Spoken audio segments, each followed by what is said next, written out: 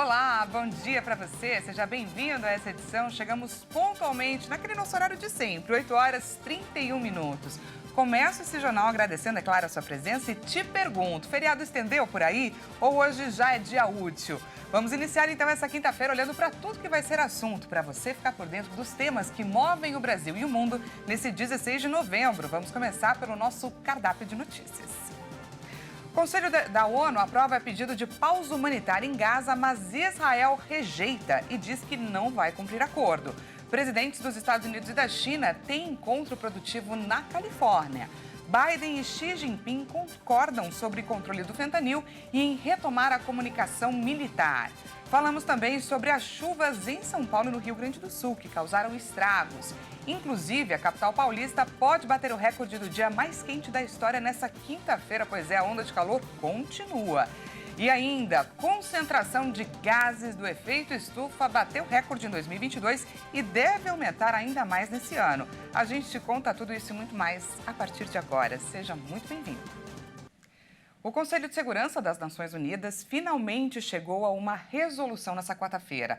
O acordo proposto por Malta foca na situação das crianças e pede por pausas humanitárias em Gaza e também pela libertação dos reféns. Mas o governo de Israel criticou o comunicado e deixou claro que não vai cumprir o que o texto pede. Vamos ver.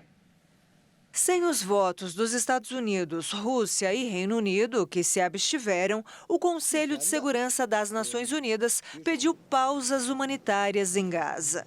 O texto proposto por Malta foi aprovado com 12 votos a favor. Esse projeto de resolução procura oferecer esperança. O seu objetivo é garantir uma trégua ao atual pesadelo em Gaza e dar esperança às famílias de todas as vítimas. Centra-se em particular na situação das crianças, presas no enclave e daquelas que são mantidas reféns. A resolução pede pausas e corredores humanitários amplos e urgentes por um número suficiente de dias, para permitir a chegada de ajuda humanitária aos civis da faixa de Gaza. Além disso, o Conselho pede que todos os mais de 200 reféns capturados pelo grupo extremista Hamas durante os ataques do mês passado contra Israel sejam libertados, especialmente as crianças. A proposta foi a primeira a ser aprovada pelo Conselho de Segurança desde o início da guerra, no dia 7 de outubro. Em comunicado, o Ministério das Relações Exteriores de Israel diz que rejeita o texto apresentado por Malta. O embaixador de Israel na ONU, Gilad Erdan, afirmou que a resolução é desconectada da realidade. E olha só, na madrugada dessa quinta-feira, as forças de defesa de Israel bombardearam a residência de um dos chefes do Hamas. O ataque foi feito por caças israelenses. Os militares afirmaram que a casa estava sendo usada como ponto de encontro de líderes do grupo terrorista, onde eles dirigiam ataques contra civis israelenses e tropas das forças de defesa de Israel. Ismail Haniyeh está à frente do Hamas desde 2017 e vive em Doha, no Catar, há 3 anos. As forças de defesa de Israel anunciaram ainda que, durante a madrugada, os militares localizaram um esconderijo de armas das forças navais do Hamas e bombardearam outros alvos do grupo na faixa de Gaza. Além disso, durante a operação, as tropas encontraram explosivos, mísseis, equipamentos de comunicação e documentos de inteligência. E o exército de Israel diz ter encontrado munições, armas e equipamentos militares do Hamas no hospital Al-Shifa, que é o maior da faixa de Gaza. De acordo com uma agência de notícias palestina, essa é a segunda incursão israelense nessa casa de saúde em 24 horas. Mais cedo, soldados israelenses realizaram uma intervenção militar no local, que afirmam servir para esconder infraestruturas do comando do movimento islamista, informação corroborada pelos Estados Unidos. Encontramos armas, materiais de inteligência, tecnologias militares e equipamentos militares no hospital. Além disso, foi encontrada uma sede operacional com meios de comunicação e tecnologias operacionais pertencentes ao Hamas. As tecnologias e materiais foram extraídos e testados pelos órgãos de inteligência. Segundo o exército israelense, outros hospitais, como Hantizi, também são usados por militantes do Hamas para o terrorismo, em completa violação do direito internacional. It is definitely an MRI machine, and if you follow me behind, É definitivamente um aparelho de ressonância magnética. E se você me seguir atrás do equipamento, mostrarei o que nossas tropas encontraram minutos atrás. Em termos militares, trata-se de uma bolsa de apoio, algo como um PEG-VA de um combatente do Hamas. E se você aumentar o zoom, se tivermos alguma luz aqui, o que você poderá ver são equipamentos militares. Há uma AK-47, há cartuchos, munição, granadas e uniforme. E tudo isso estava escondido muito convenientemente, secretamente, atrás do aparelho de ressonância magnética. Very conveniently, secretly behind the MRI machine. O Ministério da Saúde do Hamas reagiu à declaração, afirmando que o exército israelense não encontrou armas nem equipamentos militares no hospital Al-Shifa, porque o movimento islamista não autoriza a posse de armamentos nesses estabelecimentos. As tropas israelenses se retiraram e estabeleceram posição ao redor da unidade hospitalar na cidade de Gaza, que está há dias no centro dos confrontos. Segundo a ONU, quase 2.300 pessoas estão no hospital Al-Shifa sem acesso ao abastecimento de água e sem energia elétrica, devido à falta de combustível para alimentar os geradores. E agora, mudando de assunto, a gente fala sobre um encontro nada comum. O presidente dos Estados Unidos, Joe Biden, afirmou que houve um progresso real na reunião que teve com seu colega chinês Xi Jinping nessa quarta-feira na Califórnia. Os presidentes dos Estados Unidos e da China concordaram em adotar medidas para reduzir a produção de fentanil e em retomar a comunicação militar. Biden afirmou que houve progresso real na reunião que teve com seu colega chinês e destacou que o encontro foi construtivo e produtivo. Acabei de concluir várias horas de reuniões com o presidente Xi e acredito que são algumas das discussões mais construtivas e produtivas que tivemos. Nossas reuniões sempre foram francas e diretas. Nem sempre concordamos, mas têm sido diretas. Nas bases que estabelecemos ao longo dos últimos meses de diplomacia de alto nível entre nossas equipes, fizemos alguns progressos importantes, acredito. A conversa entre os dois ocorreu à margem da cúpula anual do Fórum de Cooperação Econômica Ásia-Pacífico. Em seu primeiro encontro em um ano, ambos os líderes defenderam a redução das tensões entre Estados Unidos e China. Segundo o Ministério das Relações Exteriores de Pequim, o presidente chinês disse que Washington deve parar de armar Taiwan e alertou que a reunificação da ilha autônoma era imparável. Já o presidente americano pediu a Xi que respeite o processo eleitoral em Taiwan, a democracia autônoma cuja soberania é reivindicada por Pequim. O presidente chinês também concordou com o democrata em restabelecer a comunicação direta entre os seus respectivos exércitos. Biden destacou ainda que os dois países estão retomando a cooperação contra as drogas. Xi concordou em tomar medidas para cortar drasticamente a produção de ingredientes para o fentanil. Os Estados Unidos vivem uma epidemia dessa droga.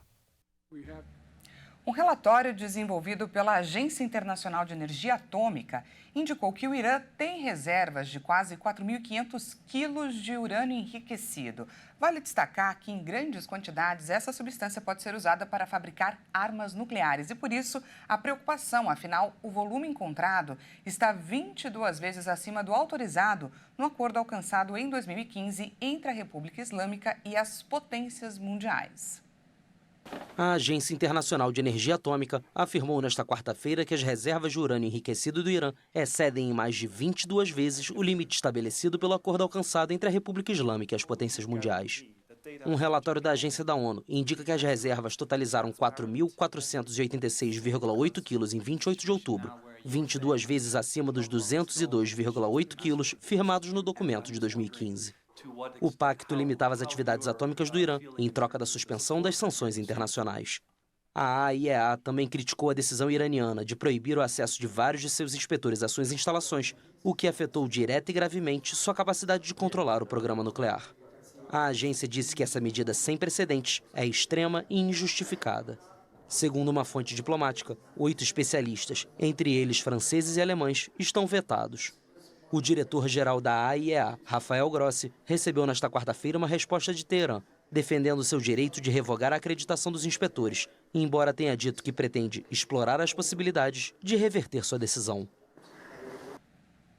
A seguir, falamos sobre as chuvas em São Paulo e no Rio Grande do Sul que causaram estragos nessa quarta-feira. E ainda, concentração de gases do efeito estufa bateu recorde em 2022 e deve aumentar ainda mais nesse ano. Pois é, a gente volta já já com mais informações.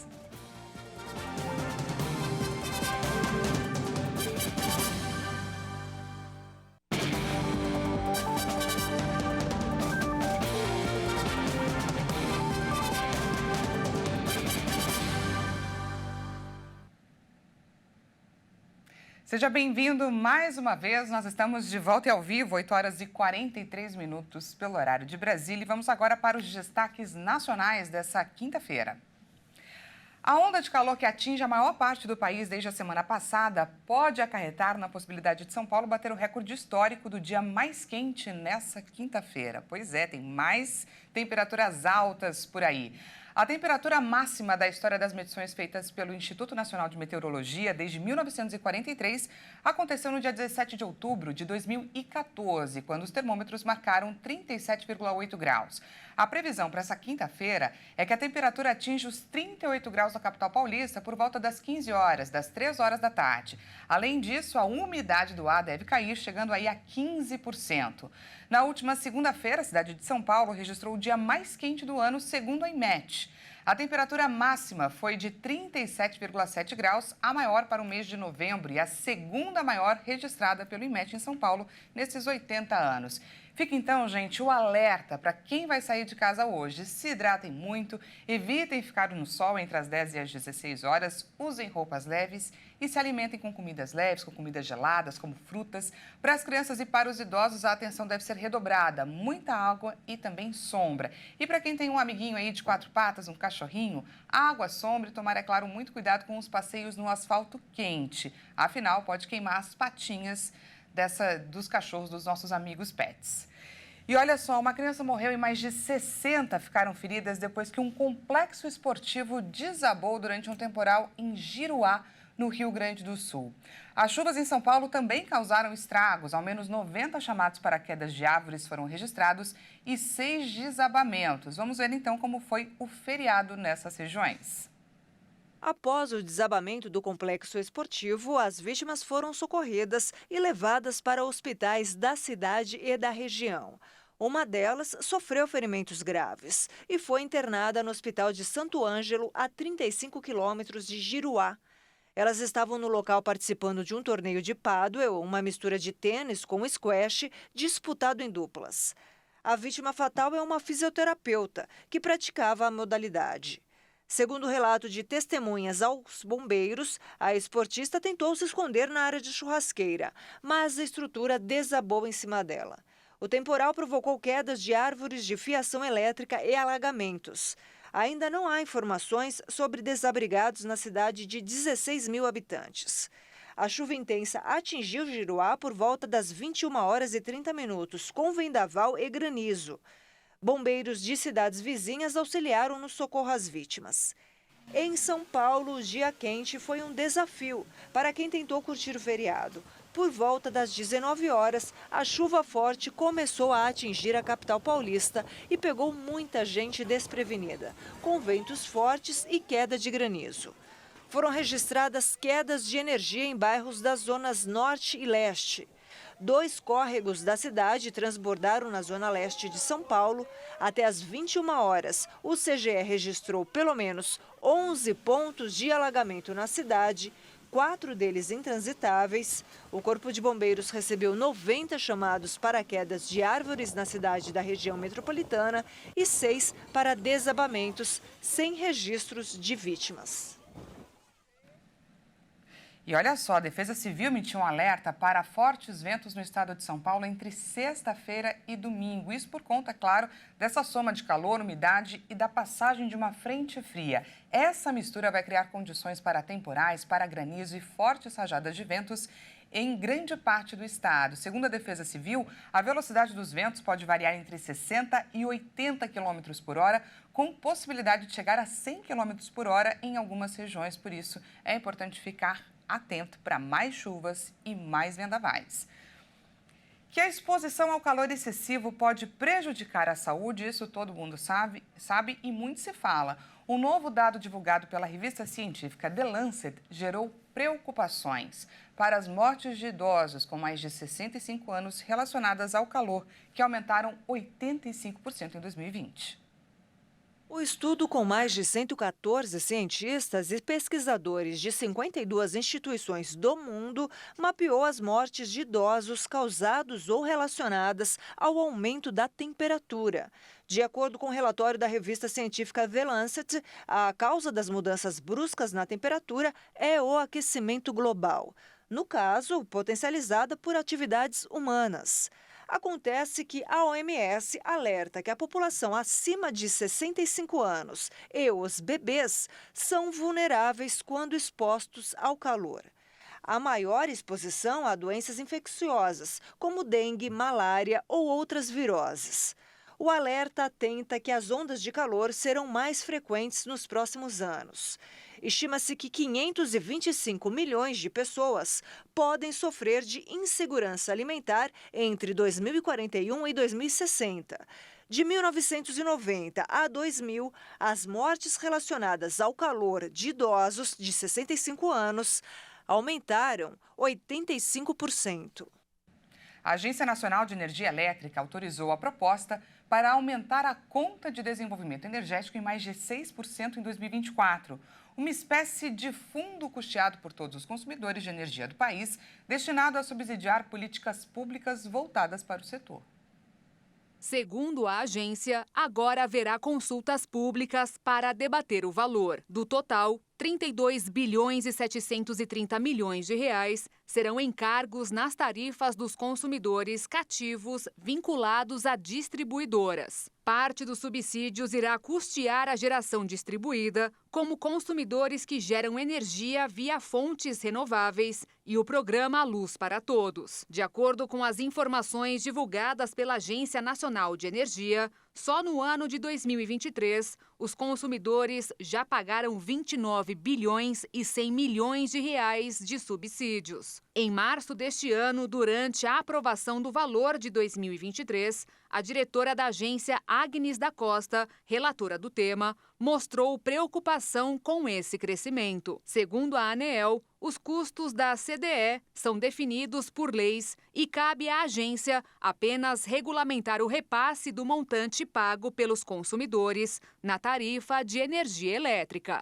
Tem falado bastante aqui nos jornais das ondas de calor, do excesso de chuva, e agora a gente traz um alerta para a consequência de tudo isso, porque as altas temperaturas, muitas vezes acompanhadas das chuvas, têm contribuído para o aumento de casos e também para a proliferação do mosquito Aedes aegypti, que é o causador da dengue e também de outras doenças. O fim do ano se aproxima e anuncia que o verão e a temporada de chuvas também estão por vir. Essa combinação traz um alerta. É hora de chamar a atenção para um dos principais problemas de saúde pública do mundo, a dengue. O combate dos criadouros do mosquito Aedes aegypti acontece durante todo o ano. Até o mês de outubro foram realizadas mais de 4 milhões e 500 mil ações de fiscalizações da vigilância em saúde na capital paulista. E nos meses de novembro e dezembro, elas são intensificadas. O clima quente e úmido, que deve se tornar mais intenso, é ideal para a reprodução do mosquito transmissor da dengue, zika e chikungunya. Os órgãos de vigilância sanitária fazem o seu papel no combate aos criadouros. Cada um de nós tem que contribuir evitando principalmente recipientes com água parada. A importância de ficar atento aos possíveis criadouros dos mosquitos está nos números. No Brasil, até o momento, já são quase 2 milhões de casos, com 1.000 vítimas fatais. São 188 mil casos a mais do que o registrado em todo o ano passado. A vacina Qdenga, o único imunizante contra a dengue no Brasil, atualmente está disponível somente na rede privada. O imunizante, que foi aprovado em março pela Anvisa, ainda não está disponível no SUS, por ser considerado caro e de aplicação muito restrita pelo Ministério da Saúde. A concentração de gases de efeito estufa na atmosfera bateu recorde no ano passado e a tendência parece aumentar ainda mais. A situação é delicada, pois esses gases estão entre os grandes responsáveis pelas mudanças climáticas. Os dados são da Organização das Nações Unidas. No ano de 2022, as concentrações médias de dióxido de carbono, também conhecido como CO2, ultrapassaram pela primeira vez os 50% os índices pré-industriais. O dióxido de carbono é resultado da queima de materiais fósseis e da produção de cimento. A quantidade de CO2 encontrada só pode ser comparada ao registrado há 5 milhões de anos, quando a temperatura era de 2 a 3 graus mais alta e o nível do mar estava entre 10 e 20 metros mais elevado. O preocupante é que esse ano a tendência continuou e também deve permanecer em um futuro próximo. Além do CO2, as concentrações de metano e os níveis de óxido de nitrogênio também atingiram níveis recordes no ano passado e registraram o maior aumento anual já observado. De acordo com a OMM, órgão das Nações Unidas especializado em meteorologia, mesmo com décadas de advertências, o mundo continua na direção errada, o que levou o planeta a não chegar à meta estabelecida pelo Acordo de Paris de 2015, onde o objetivo era limitar o aquecimento global a menos de 2 graus Celsius desde a era pré-industrial e a 1,5 graus Celsius, se possível. Segundo o relatório anterior da ONU, a temperatura média do planeta em 2022 já estava em 1,15 graus Celsius acima da era pré-industrial. O que tudo indica, essa tendência vai permanecer, o que levará ao aumento das temperaturas e também à criação de mais fenômenos climáticos extremos, como ondas de calor, inundações, derretimento de glaciares e elevação de acidificação dos oceanos. Levando em consideração a vida útil do CO2, o atual aquecimento do planeta persistirá por várias décadas, mesmo que as emissões líquidas sejam reduzidas rapidamente a zero. Essa edição fica por aqui. Muito obrigada pela sua companhia. Às 10 horas, Bruna de Jaimo chega com mais informações e à 1 da tarde eu volto com um balanço das notícias dessa quinta-feira para você. Até mais!